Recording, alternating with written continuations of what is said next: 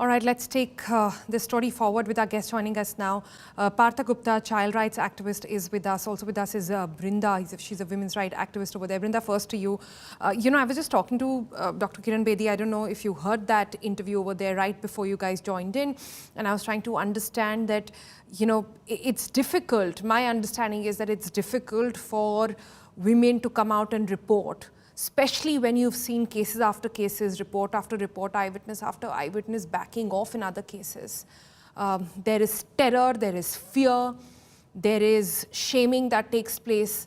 And frankly, as a reporter, reporting so many of these stories over the years, it frustrates me that stories like these still continue to happen when there are cameras found inside washrooms, etc. So I'll ask you straight, what do you think in these cases, who is to be blamed first? It's not just the criminal, it's a system that supports the criminal as well. It's these colleges where he's roped in as directors. It's these ashrams that are running a full system backing in a molestation. You're absolutely right. It is a complete system. But we also want to hold the state accountable because the state has got some laws. They expect that these institutions, especially educational institutions, have to comply with certain norms. Now, why has there not been any compliance? Is there POSH in this particular organization, institution? Has there a background check been done of a person who's being brought into the institution where there are children and young people and women? So the institution is to be held accountable. We rarely see that in India, especially, like you mentioned, so many cases that you've also reported. How many times have we seen educational institution management or the principal or those in charge actually being booked, penalized, and punished? Very, very rarely. You cannot even count on your fingers. That means the state has not been keeping track of these things. The state is not monitoring.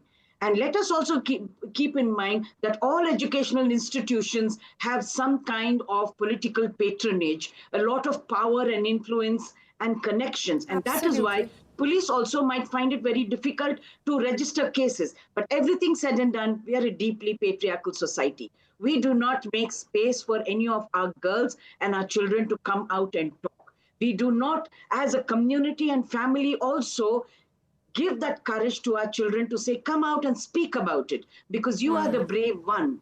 We never do that. We always try and place the blame on the vulnerable victims where they have not had a choice. They are not in a position of power. They are very vulnerable. And these people make use of that vulnerability.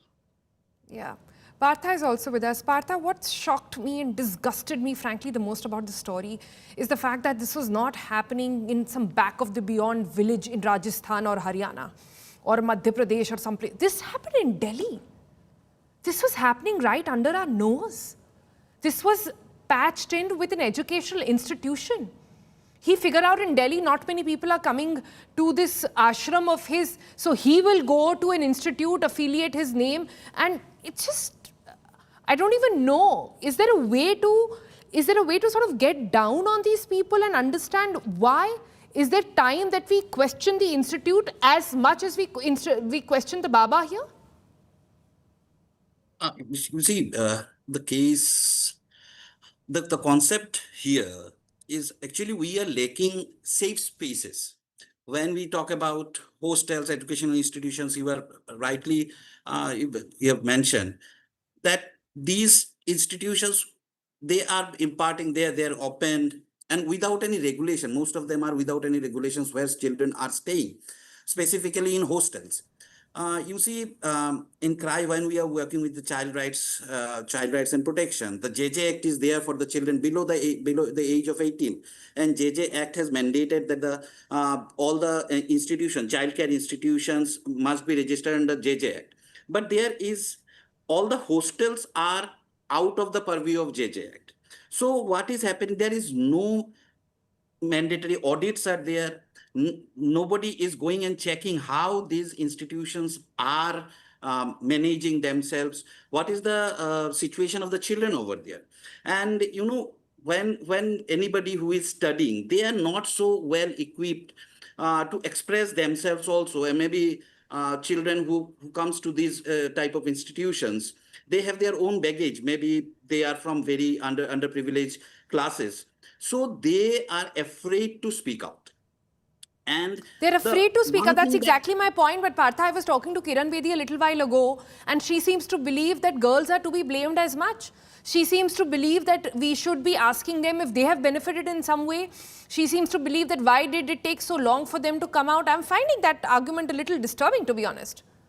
Yes, yes. Actually, here in this type of institute also, I would like to add that we as a community, as a society, also need to come out of blind faith, first of all, and go for respected and accountable transparency. Sometimes what is happening in this type of institutions, they are taking the advantage of the faith that people puts in them, and the children become the most vulnerable. So here we have to ensure that as a community, as a society, also we need to ensure that wherever we are putting our children, there should be a transparent accountability of the whoever is involved. And that's why we always promote that safeguarding policies should be in place for every organization. Yeah, but how much of it is really followed, Partha? How much of it is really sort of seen on ground? Brinda, come in on this point. I feel how much it is followed. All of this was accessible on his WhatsApp chat. All of these chats are now available with the police. He was doing it with no fear of law. He was clearly doing it for years ago. This is perhaps just the tip of the iceberg. He must have been part of so many other institutes that we don't even know of. So many other places where he's met girls, where he's promised jobs or education or travel or anything, luring them with just any kind of freedom in the name of assault. So how do we even get down to people like these? Because like I said, there is no confidence left that the law will take these people to justice, that the law will actually punish them. Yes, yes, that is another part. Let Brinda respond, please. Let Brinda respond. Yeah, at the end of the day, it is the management and the institution that must be held most accountable, because they are the ones who are extending that confidence and trust to the parents to say that your children are safe with us.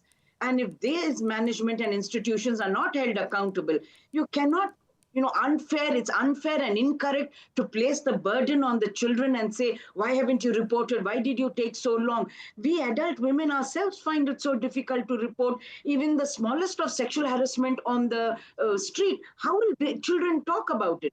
Because as a society, we don't talk about these things and we place the burden on the victim and the survivor. So it is very difficult for us to all the time come forward. But that said, there are laws and there are policies and guidelines which the state is not monitoring. Every institution is supposed to have a child protection policy. Do they have it? Why don't they have it? It's supposed to have counselors. Are the counselors there open, neutral, and not intimidated by any powers that be in the institution, so the children can come and talk to them? So these are all things that I will hold the state accountable for and all the duty bearers. Yep. Well, I must say that this is just one of the cases, and I'm sure not the last we've heard.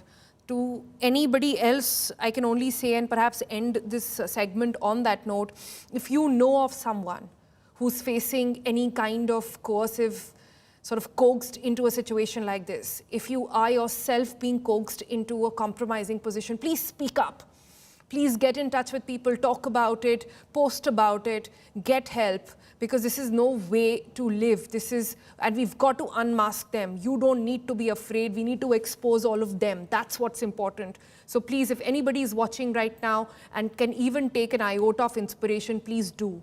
Whatever little can be done will be done, and you need to get out of that web. We'll take a quick break on that note. Thank you, Brinda and Partha, for joining us with the very latest on that.